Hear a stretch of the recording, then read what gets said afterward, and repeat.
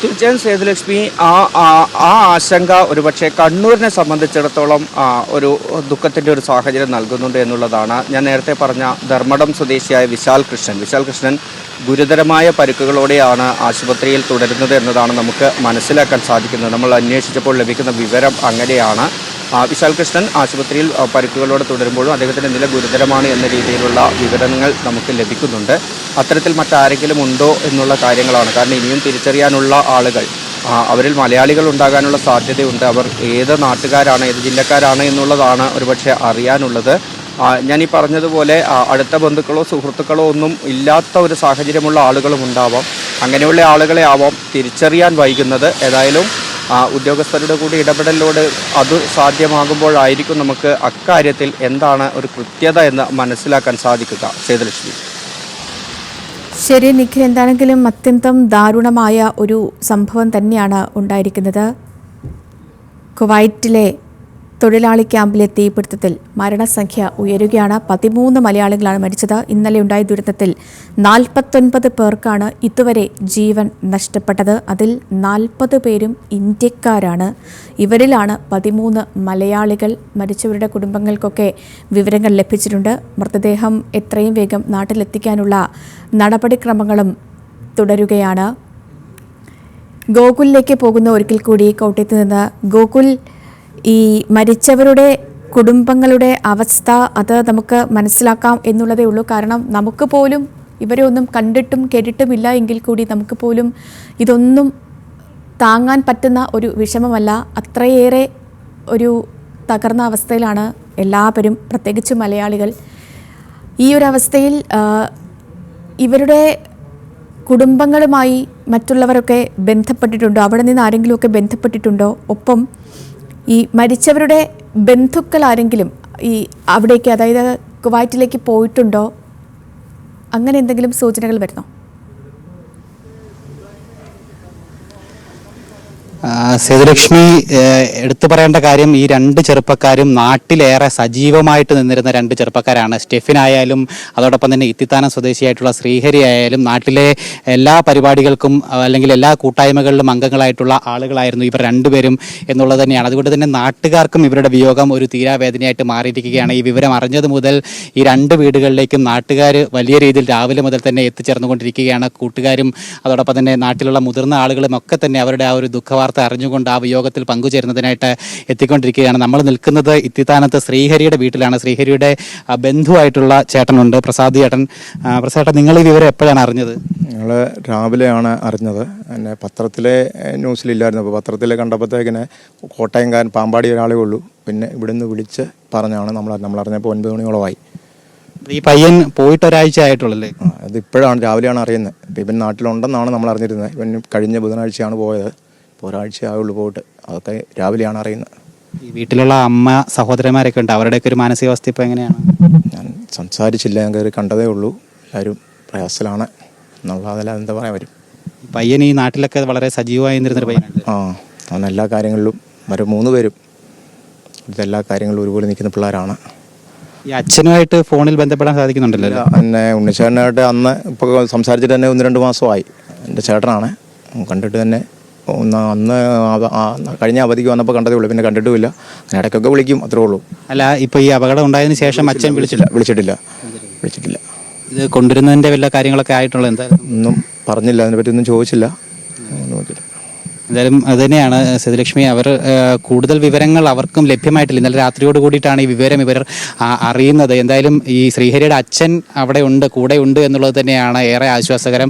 ഒപ്പം അച്ഛൻ്റെ ഒരു മാനസികാവസ്ഥയെ നമുക്ക് ഊഹിക്കാൻ സാധിക്കുന്നതേ ഉള്ളൂ. സ്വന്തം മകനാണ്, അച്ഛനാണ് കുവൈറ്റിലേക്ക് കൊണ്ടുപോയത്. ഒരാഴ്ച മുൻപെയാണ് കൊണ്ടുപോയത്. പ്രദീപ് എന്നാണ് അച്ഛൻ്റെ പേര്. ആ അച്ഛൻ ഇന്നലെ രാത്രി വിവരം അറിഞ്ഞ് ആശുപത്രിയിൽ എത്തിക്കൊണ്ട് മകൻ്റെ മൃതശരീരം തിരിച്ചറിയുകയായിരുന്നു.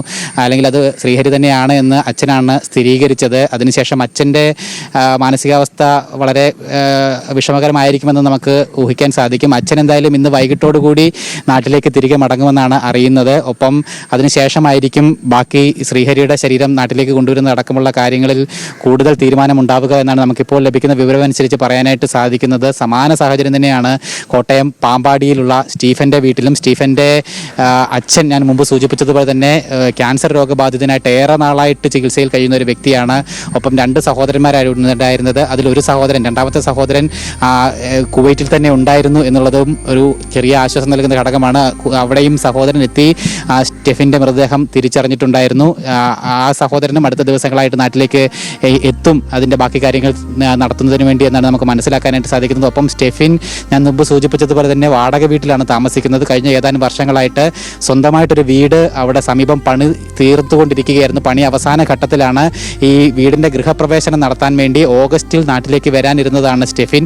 അപ്പോഴാണ് ഇത്തരത്തിലൊരു സംഭവം ഉണ്ടായത്. 29 വയസ്സായിരുന്നു സ്റ്റെഫിൻ ഉണ്ടായിരുന്നത്. സ്റ്റെഫിൻ്റെ കല്യാണവും ഏറെക്കുറെ തീരുമാനിച്ചു വെച്ചിരുന്നതാണ് എന്ന് ബന്ധുക്കളൊക്കെ അടക്കം പറയുന്നത്. ഈ ലീവിന് ഓഗസ്റ്റിൽ വരുമ്പോൾ കല്യാണവും ഗൃഹപ്രവേശവും അടക്കമുള്ള മംഗളകാര്യങ്ങൾ സ്റ്റെഫിന് വേണ്ടി ഒരുക്കുന്ന തയ്യാറെടുപ്പിലൊക്കെ ആയിരുന്നു വീട്ടുകാരുണ്ടായിരുന്നത്. എന്തായാലും ആ പ്രതീക്ഷകളും അല്ലെങ്കിൽ ആ സന്തോഷകരമായിട്ടുള്ള നിമിഷങ്ങളും കൂടിയിട്ടാണ് ഈ ഒരു വിയോഗത്തോടു കൂടി ഒലിച്ചു പോകുന്നൊരു സാഹചര്യം ഉണ്ടായത്. സ്റ്റെഫിൻ്റെ അമ്മ അതോടൊപ്പം തന്നെ അച്ഛൻ അടക്കം നമ്മൾ രാവിലെ അവരുടെ വീട്ടിലായിരുന്നു ഉണ്ടായിരുന്നത്. വലിയ വിഷമത്തിൽ തന്നെയാണ്. ഒപ്പം ബന്ധുക്കളും നാട്ടുകാരും ഒക്കെ തന്നെ ആ ഒരു വിയോഗ വാർത്ത അറിഞ്ഞ ഞെട്ടലിൽ തന്നെയാണ്. സമാനമായി തന്നെ ഇത്തിത്താനത്തും ആ ഒരു സാഹചര്യം ഇപ്പോഴും തുടർന്നുകൊണ്ടിരിക്കുകയാണ്. എന്തായാലും ഇന്നത്തെ ഒരു പ്രഭാതവും ഇന്നലത്തെ ഒരു രാത്രിയും ഒക്കെ തന്നെ കോട്ടയം ജില്ലയെ സംബന്ധിച്ചിടത്തോളം ഏറെ ദുഃഖകരമായിട്ടുള്ള നിമിഷങ്ങളിലൂടെയാണ് കടന്നുപോയിക്കൊണ്ടിരിക്കുന്നത്. നാടിന് ഏറെ പ്രതീക്ഷ നൽകുന്ന അല്ലെങ്കിൽ ജീവിതത്തിൻ്റെ വലിയ പ്രതീക്ഷകളുമായിട്ട് വിദേശത്തേക്ക് പറന്ന 2 ചെറുപ്പക്കാരുടെ ജീവനാണ് ആ ഒരു വലിയ ദുരന്തത്തിൽ നമുക്ക് നഷ്ടപ്പെടുന്ന ഒരു സാഹചര്യം ഉണ്ടായത്. കുടുംബത്തിന് 2 ചെറുപ്പക്കാരും കുടുംബത്തിന് അത്താണികളായിരുന്നു എന്നുള്ളതാണ് അതിലേറെ ദുഃഖമുണ്ടാക്കുന്ന മറ്റൊരു വസ്തുത. കുടുംബത്തിൻ്റെ കൂടി പ്രതീക്ഷയാണ് ഇവരിലൂടെ അല്ലെങ്കിൽ ഇവരുടെ വിയോഗത്തോടു കൂടി പൊലിഞ്ഞതെന്ന് നമുക്ക് പറയാനായിട്ട് സാധിക്കും. ഒപ്പം ഇവരുടെ മൃതദേഹങ്ങൾ നാട്ടിലെത്തുന്നത് വരെ ആ ഒരു അല്ലെങ്കിൽ എന്താണ് എന്നുള്ള കൂടുതൽ വിവരങ്ങൾ അറിയാൻ സാധിക്കാത്ത, പ്രത്യേകിച്ച് ഒരു അന്യരാജ്യത്താണ്. അതുകൊണ്ട് തന്നെ കൂടുതൽ എപ്പോഴും കമ്മ്യൂണിക്കേഷൻ നടക്കാൻ സാധിച്ചെന്ന് വരില്ല. അതൊക്കെ കൊണ്ട് തന്നെ ചെറിയ ആശങ്കയും ദുഃഖനിമിഷങ്ങളും ഒക്കെ തന്നെയാണ്. നമ്മൾ ശ്രീഹരിയുടെ വീട്ടിൽ രാവിലെ മുതൽ തന്നെ അമ്മയുടെ ഭാഗത്തു നിന്നും വലിയ ദുഃഖമൊക്കെ നമുക്ക് കാണാനായിട്ട് സാധിക്കും. അകത്ത് കയറി കഴിഞ്ഞാൽ വളരെ ദുഃഖിതാവസ്ഥയിൽ തന്നെയാണ് ശ്രീഹരിയുടെ കുടുംബം അടക്കം ഉള്ളത്. 2 കുടുംബങ്ങളും അങ്ങനെ തന്നെയാണ്. എന്തായാലും പറഞ്ഞതുപോലെ തന്നെയാണ് ഒരുപാട് പ്രതീക്ഷകളുമായി പോയവരാണ്. അവരുടെ ആ ഒരു മരണ വാർത്ത അത് അത്യന്തം ദുഃഖമുണ്ടാക്കുന്നൊരു കാര്യവുമാണ്. അത് അംഗീകരിക്കാൻ ഏറെ ബുദ്ധിമുട്ടുള്ളൊരു കാര്യവും. ഈ പറഞ്ഞതുപോലെ ഓരോരുത്തരും ഒരാഴ്ചയ്ക്ക് മുൻപൊക്കെയാണ് പ്രവാസി ലോകത്തേക്ക് പോകുന്നത്. അച്ഛൻ കൊണ്ടുപോയ മകൻ്റെ മൃതദേഹം അച്ഛന് തന്നെ തിരിച്ചറിയേണ്ടി വരുന്ന ഒരു ഗതികേട്, അദ്ദേഹത്തിൻ്റെ വിഷമം, അതൊക്കെ മനസ്സിലാക്കാം എന്നുള്ളതേ ഉള്ളൂ. അത്യന്തം ദാരുണമായ ഒരു സംഭവം, ദുഃഖകരമായ ഒരു സംഭവം, ഒരിക്കലും നടക്കാൻ പാടില്ലാത്ത, നടക്കരുതേ എന്നൊക്കെ ആഗ്രഹിക്കുന്ന ഒരു സംഭവം. മനീഷിലേക്ക് കൂടി പോവുകയാണ് ഒരിക്കൽ കൂടി. മനീഷ് ഇപ്പോൾ എവിടെയാണ്? എവിടെ നിന്നാണ്? പങ്കുവെക്കാൻ പറ്റുന്ന വിവരങ്ങൾ എന്തൊക്കെയാണ്? സേതുലക്ഷ്മി, ഞാനുള്ളത് ഷമീറിൻ്റെ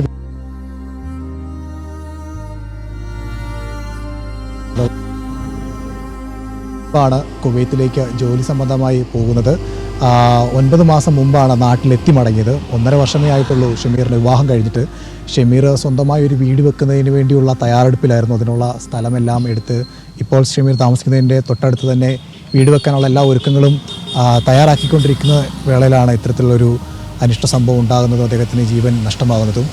ഷമീറിനെ പറ്റി സംസാരിക്കുമ്പോൾ തന്നെ ഇവിടെ നാട്ടിലെല്ലാവർക്കും വലിയ അഭിപ്രായമുള്ളൊരു ചെറുപ്പക്കാരനായിരുന്നു. ഒരിക്കൽ പോലും ഒരു ചിരിക്കാത്ത മുഖവുമായി ഷമീറിനെ കാണാൻ കഴിഞ്ഞിട്ടില്ല എന്നുള്ളതാണ് ഷമീറിൻ്റെ സുഹൃത്തുക്കളും അതുപോലെ തന്നെ അയൽവാസികളോടൊക്കെ നമുക്ക് സംസാരിച്ചപ്പോൾ മനസ്സിലാക്കാൻ കഴിഞ്ഞത്. എപ്പോഴും പുഞ്ചിരിച്ച മുഖവുമായി ആളുകളെ അഭിസംബോധന ചെയ്തിരുന്ന, എല്ലാ കാര്യങ്ങളിലും ഇടപെട്ടിരുന്ന, എല്ലാവരോടും വലിയ രീതിയിൽ സൗഹൃദം പുലർത്തിയിരുന്ന ഒരാളായിരുന്നു ഷമീർ.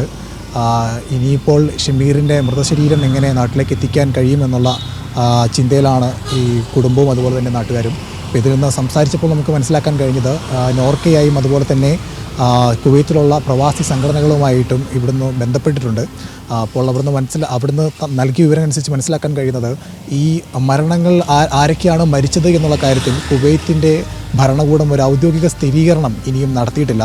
ഇപ്പോൾ ഈ മരിച്ചവരുടെ വിവരങ്ങൾ നമുക്ക് ലഭ്യമാകുന്നത് അവിടുത്തെ പ്രവാസി മലയാളികളും അതുപോലെ തന്നെ ഒപ്പം ഉണ്ടായിരുന്നവരിൽ നിന്നൊക്കെയാണ് ഇതാരാണ് മരിച്ചത് എന്നുള്ള കാര്യത്തിലേക്കൊരു സ്ഥിരീകരണം നടത്താൻ കഴിഞ്ഞിട്ടുള്ളത്. പക്ഷേ ഇത് കുവൈത്ത് ഭരണകൂടം മനീഷിലേക്ക് മടങ്ങി വരാം. ഈ പറഞ്ഞതുപോലെ തന്നെയാണ് ഈ വീട് വയ്ക്കാനുള്ള മോഹവുമായി പോയവർ, അവിടെ പോയി വിവാഹമൊക്കെ കഴിച്ച ഒരു കുടുംബജീവിതം നയിക്കണമെന്ന ആഗ്രഹവുമായി പോയവർ, ഇവരൊക്കെയാണ് അപ്രതീക്ഷിതമായി ഉണ്ടായ ഒരു ദുരന്തത്തിൽ എരിഞ്ഞൊടുങ്ങിയത്. കുവൈറ്റ് തീപിടുത്തത്തിൽ ഇതുവരെ 13 മലയാളികളാണ് മരിച്ചത്.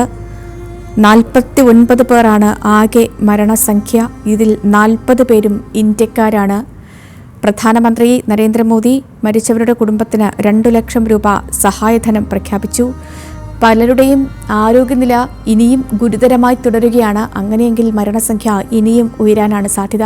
പലരുടെയും മൃതദേഹങ്ങൾ ഇനിയും തിരിച്ചറിഞ്ഞിട്ടില്ല. അങ്ങനെ അത്യന്തം ദാരുണമായ ഒരു സംഭവം, ഒരിക്കലും നടക്കാൻ പാടില്ലാത്തൊരു സംഭവമാണ് നടന്നത്. കുവൈറ്റിലെ കെട്ടിട അപകടത്തിൽ തീപിടുത്തത്തിൽ മരണസംഖ്യ ഉയരുന്നു.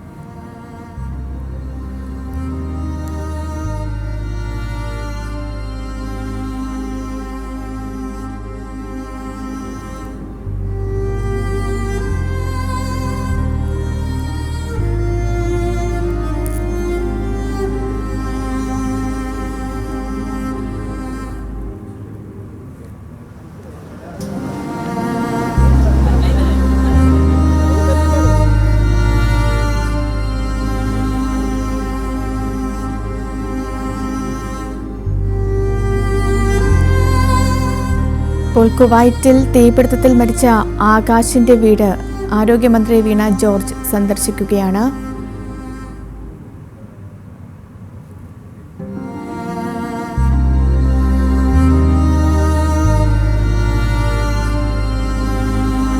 കുവൈറ്റിലെ തൊഴിലാളി ക്യാമ്പിലുണ്ടായ തീപിടുത്തത്തിൽ 13 മലയാളികൾക്കാണ് ജീവൻ നഷ്ടപ്പെട്ടത്. 49 പേരാണ് മരിച്ചത്. ഇതിൽ 13 പേർ മലയാളികൾ, 40 പേർ ഇന്ത്യക്കാരാണ്.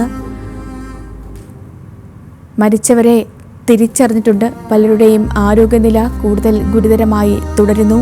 മരണസംഖ്യ ഉയരാനുള്ള സാധ്യത നിലനിൽക്കുന്നു. കൊല്ലം, പത്തനംതിട്ട, കോട്ടയം, മലപ്പുറം, കാസർഗോഡ് സ്വദേശികളാണ് മരിച്ചത്. ഇവരുടെ കുടുംബങ്ങളെ ബന്ധപ്പെട്ടിട്ടുണ്ട് അധികൃതർ. കുടുംബങ്ങൾക്ക് വിവരം നൽകിയിട്ടുണ്ട്. ഇപ്പോൾ മരിച്ച കുവൈറ്റിൽ ദുരന്തത്തിൽ മരിച്ച ആകാശിന്റെ വീട് ആരോഗ്യമന്ത്രി വീണ ജോർജ് സന്ദർശിക്കുന്ന ദൃശ്യങ്ങളാണ്